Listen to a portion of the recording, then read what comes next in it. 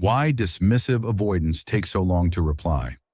Have you ever sent a text to someone you deeply care about, only to find yourself waiting hours, maybe even days for a reply?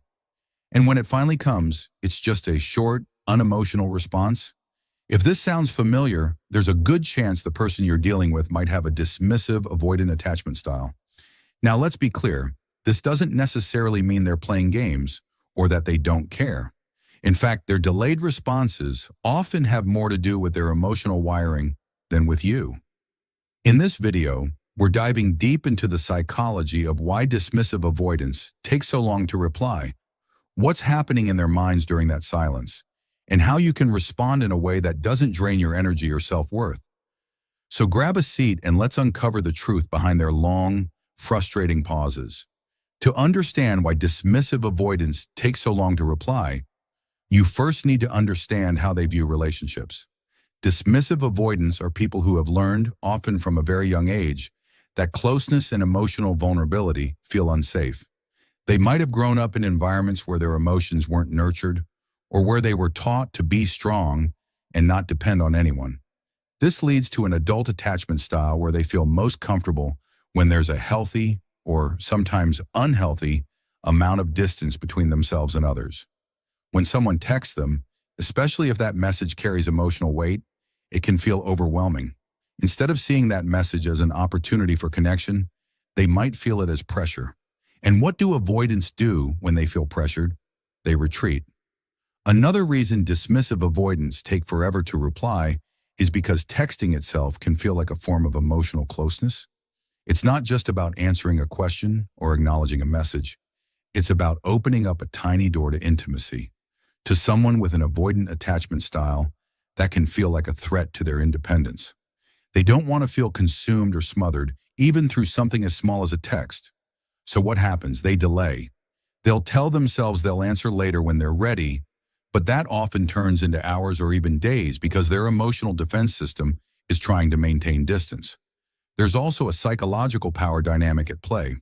Dismissive avoidants often subconsciously use silence as a way to regulate their own anxiety and maintain a sense of control. When you text them, especially if it's an emotional or needy message, they might feel that your expectations are pulling them in closer. Their instinct is to pull away to restore balance. This isn't always intentional, but it's deeply ingrained. By delaying their reply, they're creating space for themselves to feel safe again. Unfortunately, for the person on the other side, this silence can feel like rejection or punishment. You might start questioning if you did something wrong, when in reality it's not about you, it's about their fear of being too close. Let's also consider how dismissive avoidants process emotions. Unlike someone with an anxious attachment style who tends to over-communicate and seek constant reassurance, avoidants prefer to deal with their feelings internally. They're not quick to share their thoughts, and they often downplay their emotions. So when you send them a heartfelt message, their first reaction might be to shut down, not because they don't care, but because they need time to process. They need to figure out what they feel before they respond. And this internal processing can take a while, especially if they're not comfortable expressing vulnerability. Another interesting factor is that dismissive avoidants often have a different set of priorities when it comes to communication. They're not as dependent on constant connection. For them, not replying quickly doesn't mean the relationship is in danger. It just means they're doing their own thing. They might be busy, distracted, or simply not in the mood to talk. They view communication as functional, not necessarily emotional. So while you might be staring at your phone wondering why they haven't answered yet, they're not even thinking about it in the same way you are. It's not personal, it's just how they operate. Here's where it gets tricky. If you're someone with an anxious attachment style, this delay can feel like torture. You might feel ignored, unwanted, or even abandoned. You might start sending multiple follow-up messages, which ironically only pushes an avoidant further away. The key here is to understand that their silence is not a reflection of your worth, it's a reflection of their own emotional discomfort. If you can accept that their slow responses are about them, not you, you'll feel less triggered by the delay. It's also important to recognize that dismissive avoidants value independence above almost everything else. When they feel like their freedom is being threatened, even in small ways, they'll pull back. So if they sense that you're waiting on their every word, they might delay replying just to create space. This isn't to hurt you, but to protect their own sense of self. They don't like the idea of being needed too much.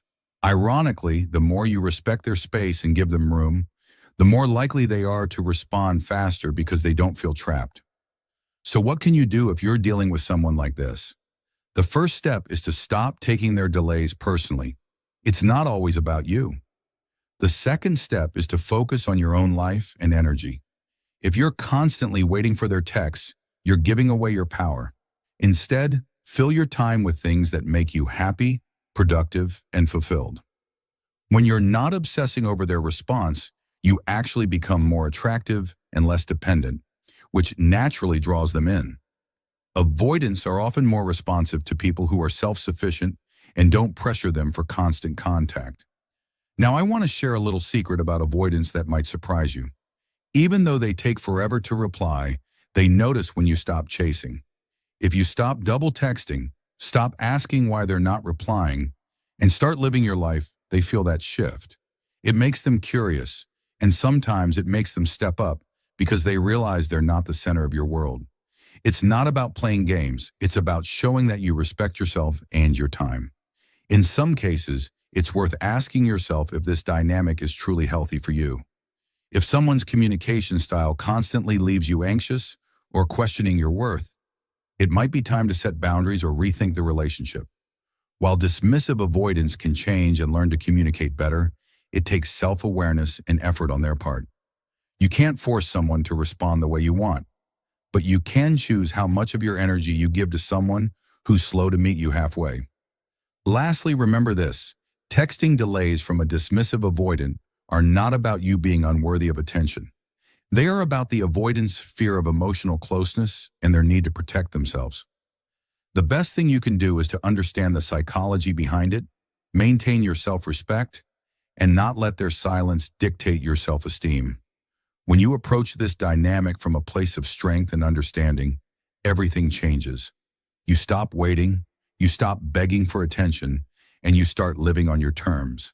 And that's when real connection becomes possible, because you're no longer trapped in the cycle of anxiety and silence. And there you have it, why dismissive avoidants take so long to reply, and what you can do to stop letting their silence control your emotions. Remember, their delayed responses are more about their fear of intimacy than your worth. So instead of waiting by the phone, take back your energy, focus on your own life, and let them meet you where you are, not the other way around. If you found this video helpful, hit that like button, subscribe for more deep relationship insights, and share this with someone who needs to hear it.